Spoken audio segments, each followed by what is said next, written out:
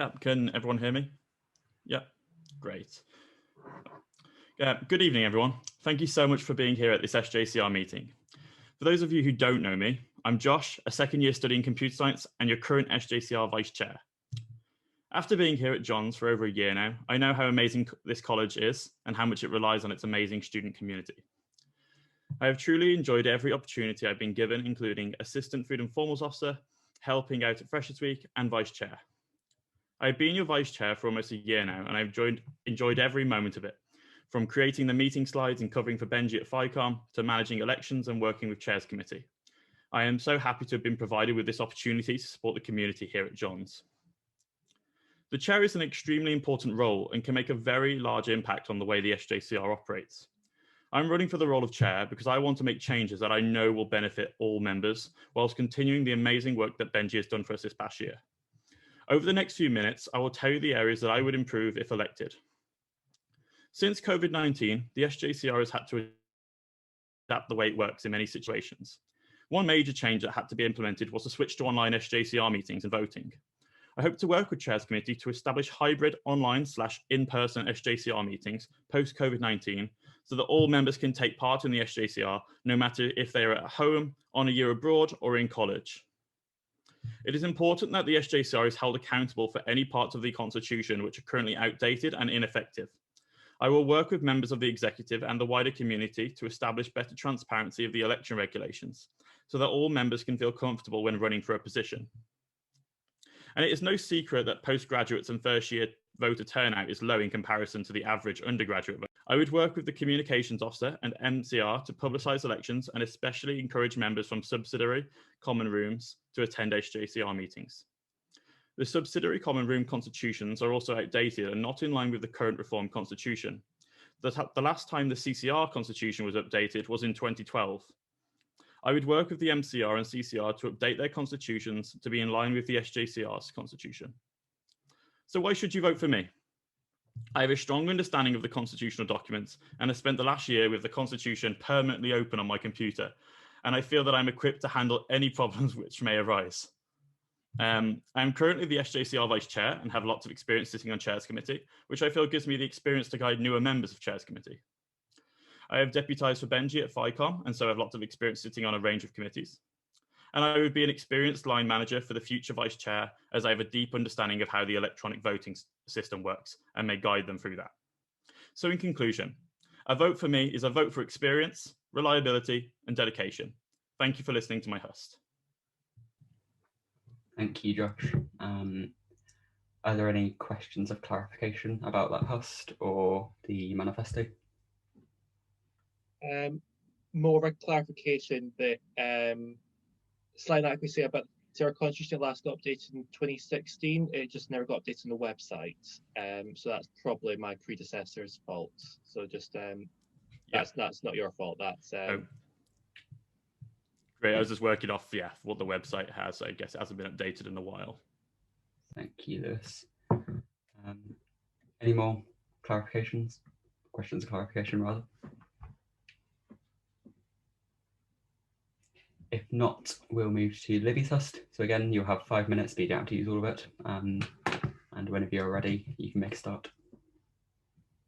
Okay, thanks. So hello everyone. For those of you who don't know me, I'm Libby. I'm a first year. I studied liberal arts. So for everyone within John's, the pandemic has devastated so many experiences, regardless of whether you're a fresher or a finalist. Despite the lack of face-to-face everything this year, it's become clear to me how vibrant of a community John's really is. And all I want to do is make the most of it and help others do the same, whether the restrictions change or not. Because if 2020 taught us anything, it's that we should enjoy the time we have when we have it. One way I'd like to do this is through the role of chair. And while I recognise the democratic importance of this role to the SJCR, I believe it isn't simply that. Firstly, I'd make the SJCR more accessible by creating a short series of videos broadcast on social media, explaining the Constitution, the proceedings of meetings, etc., in a fun and uncomplicated way. Not only would this allow John students to feel more able to participate in the SJCR, but this would present John's in a positive light to prospective students researching the college. I'd also run drop-in sessions before meetings so students could ask questions in an informal and non-judgmental atmosphere. I believe these measures would enable more students to become active members of the democracy of the SJCR, because is it really truly democracy if it limits those who can access it? Secondly, I'd love to support the city we all love so much, Durham. As a Durham lass and a true northerner myself, this is important to me, and I know it is as well to many students who've adopted Durham as a second home. I propose that refreshments at meetings or takeaway vouchers be sourced from local businesses to help support them through the pandemic economic climate, as it's important for us to work with and support the city that we call home. This may also improve the image of Durham students within the local area, which can only be a positive thing. I'd also like to introduce a ballot for in-person meetings so the students themselves can decide on the refreshments for the next meeting with all of the options from local businesses. Furthermore, I'd increase participation in SJCR meetings. I propose running a Freshers Social, either in person or online, introducing freshers to SJCR meetings in a fun way, i.e. through a game or a quiz or even a scavenger hunt. And I would also run a social media account for the chair to increase awareness of the role and publicise meetings and elections. I feel this would be more accessible to the students who have felt snowed under with the amount of emails they are sent. I would also like to follow meetings with a social activity to create new friendships and fortify relations with Cranmer Hall, because these students are such an integral part of John's, but it's been so hard to get to know them with all the restrictions in place. Moreover, I would ask everyone speaking in a meeting to give their preferred pronouns before commencing. This only takes 5 seconds and makes everyone feel welcome to the SJCR, continuing the evident John spirit of acceptance. You may wonder if a fresher is the best option for chair, but I truly believe that I will do a good job. Being an experienced public speaker, I can lead the meeting in a professional yet light-hearted way, keeping order while ensuring that the meeting isn't too stuffy or boring. I would say I'm a friendly person so that other students would feel welcome to ask a question and come to meetings. Furthermore, I feel I know the constitutional document reasonably well, so I can guide the meetings efficiently and effectively. During this year, I've thrown myself into John's. I've attended all SJCR meetings, thanks as well for the takeaway vouchers. I got a lot of KFC with that and I was buzzing. And I put myself forward for positions at these meetings. So I'm now a member of the SU committee, the yearbook committee, and probably the best title of all, a duckling. I'm also an open day rep, and I've contributed to the Lockdown Social Spaces panel in November. So while I physically may not have been at John's very much, I'm an active member of the community who understands the working of the college and its spirit and ethos. Furthermore, this is not the first position of this kind I've run for. In 2017, I was elected Young Police and Crime Commissioner for Durham Constabulary, where I held the Chief Constable and other officers to account for their work for residents across the county, especially young people. In this role, I created a campaign to encourage male victims of domestic abuse to speak up and break the stigma around reporting. This campaign received a high commendation from the National Crime Beat Awards, and I increased reporting significantly, showing that when I put my mind to something, I throw myself into it. Finally, and maybe most importantly, I have a passion for John's, and I truly want to make the student experience so much better for everyone. Thank you all so much for listening. I hope I can count on your vote to make the SJCR more accessible, more welcoming, and more democratic than ever. Thank you. Thank you very much to both of you. Any questions of clarification for Libby about her Hust or her manifesto?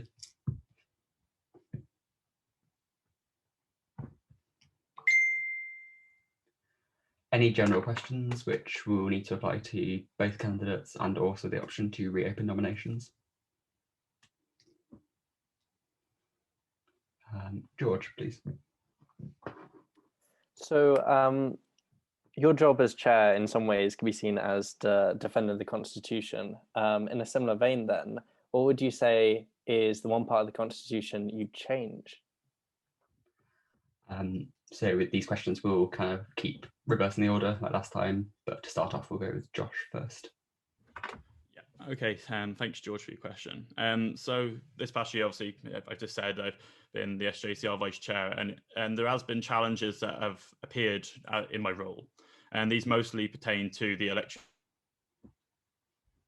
regulations and how sometimes they're not clear enough as to what sort of action that senior returning officer should take in that situation.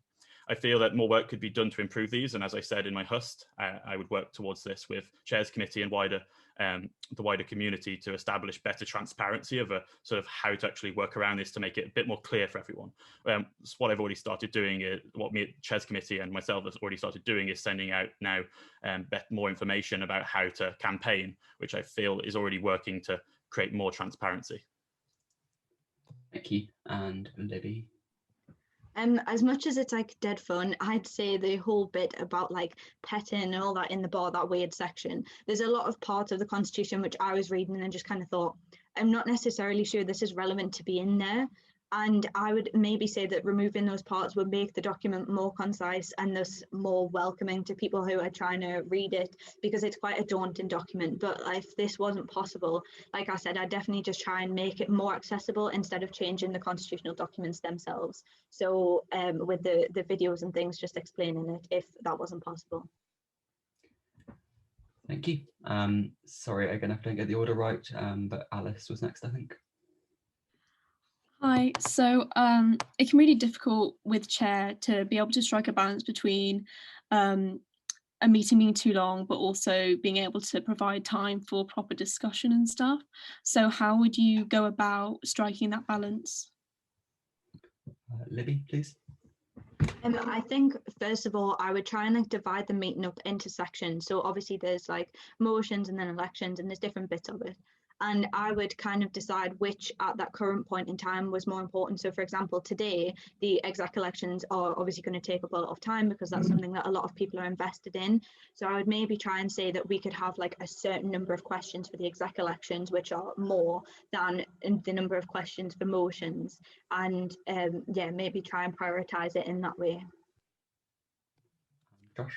I think this is a really difficult one because obviously you have to try and find the balance between allowing people to actually be a part of this democratic process, but also making sure that we're not here till like midnight because obviously people will want to sleep. So I think finding that balance is really difficult, and it's important that you sort of apply this on a case-by-case basis. Sometimes there's going to be more time for questions, sometimes there's going to be less time, and this is why I don't think you can put a strict amount of time on questions or a strict number of questions, because some questions may take longer, some might be shorter. So sort of in conclusion, I think that there is no way to sort of measure or actually put in a set amount of questions, and that it's sort of up to the chair's discretion at the time as to whether there is enough time to go for more questions or whether we should cut it short there. I think that I would be quite fair in doing this. Thanks, both. Michael, please. Yeah. If you were a chair, what type of chair would you be and why? Josh, first. So I think I'd want to be a chair with wheels on, just because they're in this obviously time with like coronavirus at the moment. I'm finding that I'd be a lot more productive rolling around the room on a chair and actually being able to slide from my bed to the desk and actually grab things around the room that I might need in order to be more productive. So I think I choose chair with wheels for productivity. Over to Libby. I don't know what the name of this is, but I'll attempt to describe it the best as I can.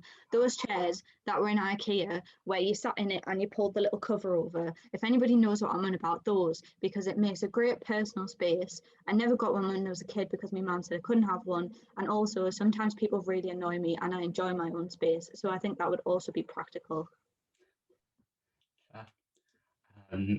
Molly, do you want to go next? Yeah. So where do you think the line is regarding consulting? Wait, I'll start this in a better way. So often you're the kind of almost final. Oh, all my words have gone. You make final decisions about rulings on the Constitution. So where do you think the line is regarding consulting others about the Constitution and making a ruling that is final? Libby, please. I think I would try and consider how important something is to the general members of the SJCR, and if that something was maybe a little bit more controversial. So if it was something where I could imagine from the general consensus of meetings that had already taken place throughout the year that this is something that would be like accepted by the majority of members, then I think I wouldn't consult other people. But if it was something maybe a little bit more controversial, something where I wasn't sure, or it was a point where the members of the SJCR had clashed before, then I would go to other people. Josh. So the Chairs Committee is there to be a resource for the chair. That's why there is a Chairs Committee. And so if we didn't use the Chairs Committee to its full extent, then there would be no need for a Chairs Committee. And so I would always err on the side of actually communicating with my fellow returning officers in order to make a choice which actually I felt and the committee felt was right. I think it's important not to get sort of bogged down in sort of making choices yourself, because that can lead to sort of bias and discrimination. And so it's really important to actually communicate with others, but also follow precedent if there has been many years of examples of chairs making this decision. For example, choosing to get rid of, to stop questions slightly early, that would be a point I wouldn't have to communicate with people. But a lot of bigger decisions that there isn't precedent for me setting myself, then I would have to communicate with the relevant committee, which it would either be the Chairs Committee or further the Welfare Representation Committee, or whichever committee was relevant to this scenario. Thank you. Thomas, please. Hello, thank you both for your Hust. So as chair, you're often the moderator in discussions, not just in SJCR meetings, but in exec meetings too, and they can get very heated. So how do you balance the importance of impartiality and the importance of making changes where you feel this is necessary? Would you ever weigh in on something, or is impartiality always paramount? Josh.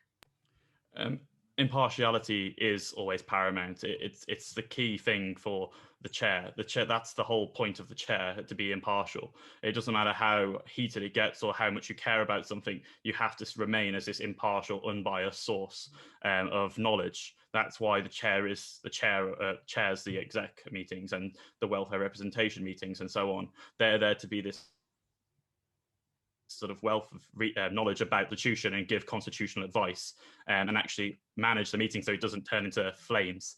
So no, I think impartiality is really important, and that there is no scenario where I should give my opinion, only facts based on what I know. And Libby. Yeah, that would be the same line that I go down. I think that the descriptions of everything that I've read about the chair and what I've seen from Benji this year is that it is an impartial role, and that is the whole point of it. Like, that's why there are other members of the exec who are there to give their opinion, and the chair kind of counterbalances that to try and keep order and kind of go by what has been written by the constitutional documents.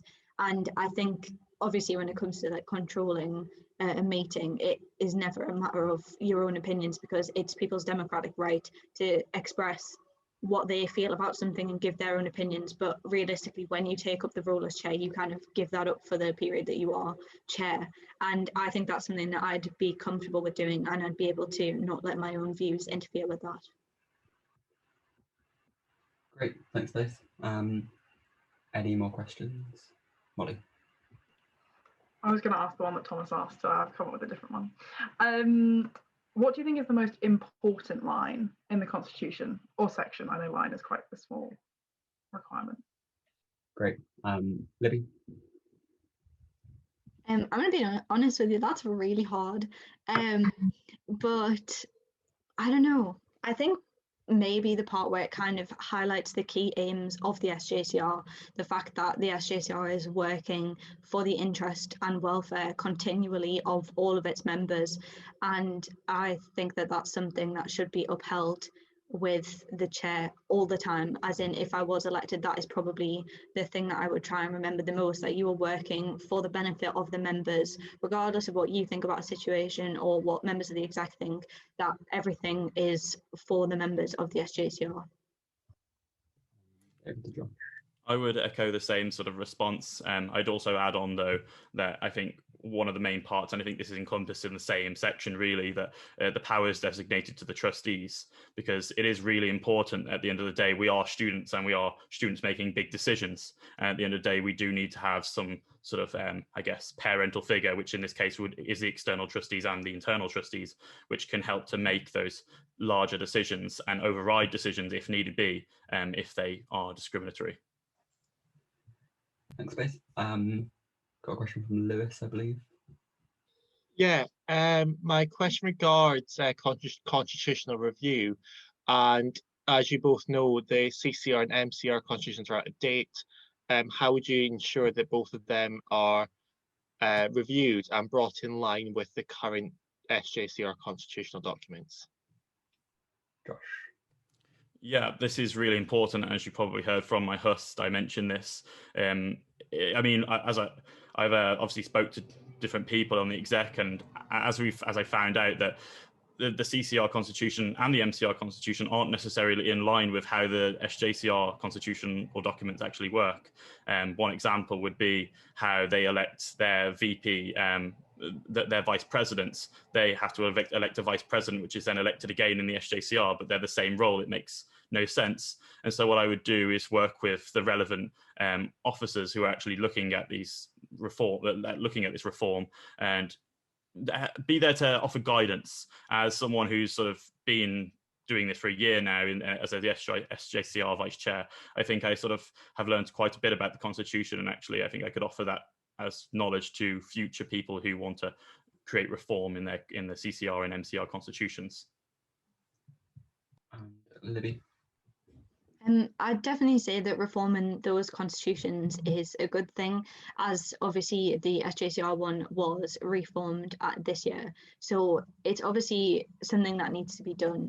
But I wouldn't necessarily say that we should follow exactly what happened with the SJCR constitutional reforms, because as much as the CCR and the MCR are a vital part of college, they aren't exactly identical to the SJCR, and I don't think we should treat them as such. It's like, yes, they are part of the same community, but they have different aims. They've got a different group of people within them who have different needs. So the constitution should maybe be reformed in light of what happened with the SJCR constitution.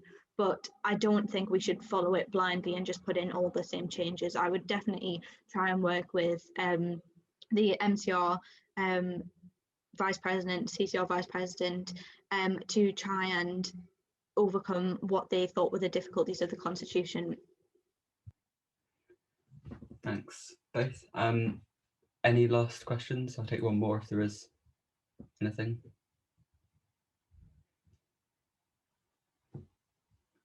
Okay, in that case, thanks so much to both the candidates for hosting and answering questions. Brilliant. Next